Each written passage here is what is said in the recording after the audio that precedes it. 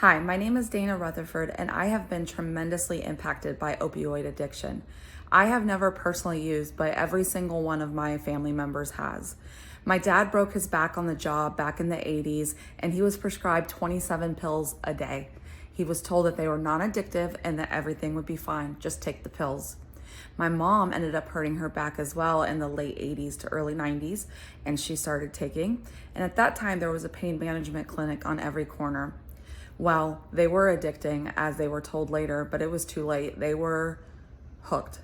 My brother and sister decided to go along the path of what felt normal, and my little brother got very bad on pills. When I was just 18 years old, my mom died from her addiction, and then just 3 weeks later, my dad passed away as well. Many years later, when my little brother was only 24 years old, he also overdosed due to pills.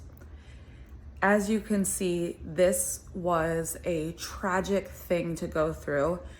I was forced into adulthood without much guidance. I was neglected as a child, even though they loved me and tried their best. They couldn't help their sickness.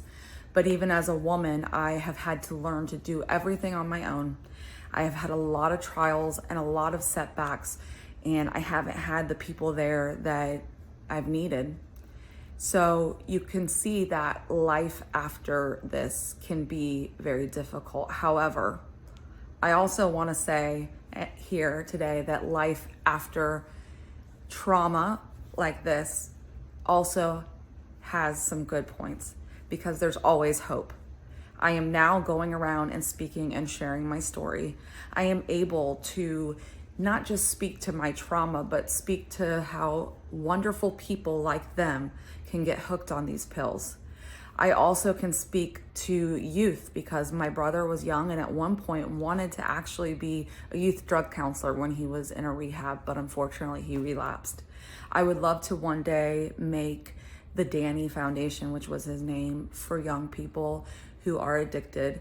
But for now, I speak about life after trauma, and that you can make a difference and you can use your voice, even if for a long time it was silence.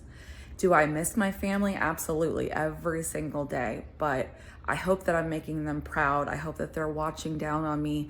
And I will say that losing them, as hard as it was, has helped me to gain just a new perspective. And I hope that I can be a light to somebody who's going through the same thing.